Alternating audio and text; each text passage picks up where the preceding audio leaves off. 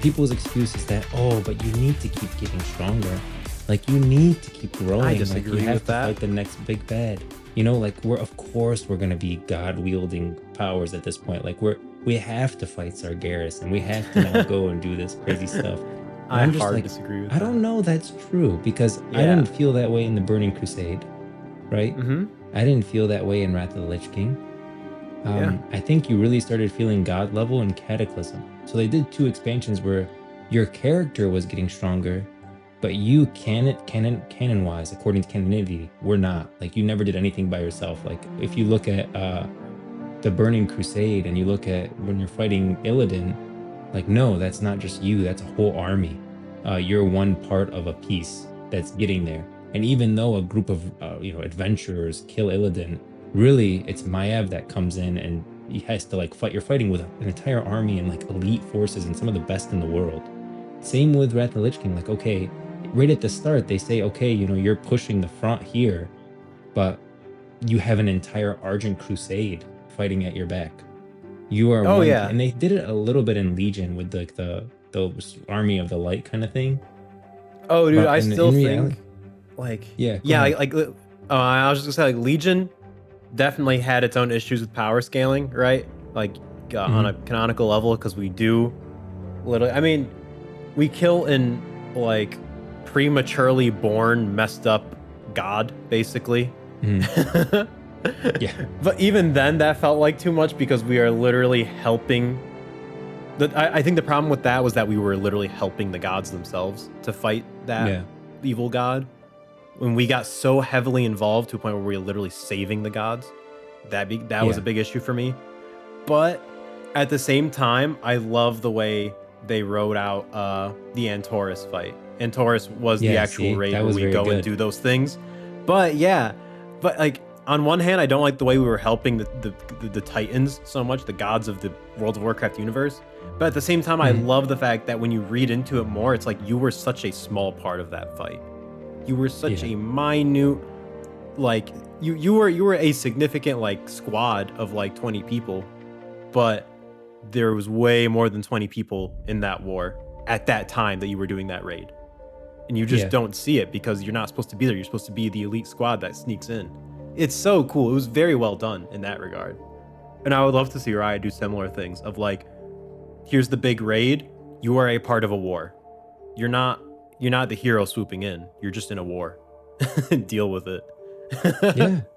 Even in classic WoW, it's not like you're not doing anything. I mean, you literally fight Ragnaros. Okay? Oh yeah. You literally, that's huge. but there's a reason behind everything, and there's like a lot of support that has to go your way. Like, even when you're going into Ahn'Qiraj and you're fighting one of the literal old gods, there's so much preparation that has to go into that, and so much work that has to go into that, and so many moving pieces and a whole group behind you. The second you make it where it's like, champion, you are the most important thing in the world, and you are it, you ruin it. You really do. You are really him, champion. Yeah, the second you started calling the player character instead of, they used to call you like adventurer or whatever. I don't know what they used to call. Yeah, I mean, a lot of the time they would call you by your class or your race. A lot of the time you'd be like if you were an orc warrior, you were either called orc or warrior, and I liked that a lot. That's huge. I thought that was great. Yeah, right. They don't know your name. You're right. They just go off of your appearance. You have a bow on your back and a little freaking crocodile running around with you. You're a hunter. They will call you hunter. Yep. Wow, perfect. I think Thanks it's for great. Coming, hunter. Like, go do this. Oh, we got a Tauren here. Here, help us with this. Now it's like, we've been waiting for you. Thank you so much, champion. The world would have ended long without you. Dude, yeah, come on. Really even in funny. Dragonflight, champion. Like, oh my gosh, dude. man. I mean, yeah, I'm gonna be honest. I think that was my only real gripe with Legion. I mean, like, I had like my own small like nitpicks and stuff. Like the artifact weapons were not the best, right? But story-wise, that was my only real gripe with Legion, was that your class decided that you were really important no matter what. Like, I was a shaman, so I was the Farseer, right? Yeah. I am the king of the shamans. And I'm like, I don't want to be the king of the shamans, dude. Everyone's the king of the shamans. Why? I want to be a shaman that helps the shamans achieve their shamanistic goals. Yeah, and that just be a small part of the grandiose entire world of Azeroth fighting against the Burning Legion, you know? Yep. Like, yeah, that was my only real gripe with Legion storytelling, is that they made you really important. It was, that was already a problem, right? With like Warlords of Draenor, you run a whole stinking garrison, and everyone's like, you're the freaking commander. I'm like, oh, dude. Yeah, like, not good. Stuff. Not good. I think this stems from everyone wants to be special, and like the developers want to cater to that, like make you feel like, wow, you're great.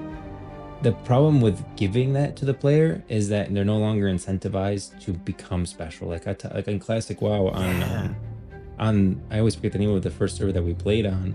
There was a feral druid and everyone knew his name. I don't remember his name now, but at the time I remember it because everyone would talk about it in Orgrimmar, that this feral druid would just kill everyone. He was killing people, and people were asking like upper level people to come help with this specific feral druid. Like, he made himself special. The second you make it where the player doesn't need to make themselves special, and he made himself special to like the community in the game. He didn't become special like canonically, right? Yeah. This like that's how a player can achieve like, oh yeah, they're known and they're a champion, you know, kind of thing in the game via themselves. The game should not make it automatically where you're just a special snowflake. I hard agree. I think we've talked about this before, the importance of like letting the players run the game to an extent, right? Mm-hmm. Like, don't keep them too on the rails. The MMO should be pretty sandboxy in terms of it's an open sprawling world, and at some point, you know, there are some places you have a reason to go to, some places you don't have a reason to go to, but you can go anyway because just for fun, just to explore the world. And that's what leads to those special moments with other players, interacting with other players in that sandbox world. And that's what leads to stuff like the Feral Druid that everyone's afraid of, that you remember from years ago, right? That's what leads to those special moments. No developer can really make that. They can set the scene for it. They can set the foundation for which stuff like that happens, but that's not something that's made by the game studio, you know? But the game studio needs to have that mindset. They need to plant the seeds for the community to interact like that. I think it's so much more important than any NPC calling you the freaking champion.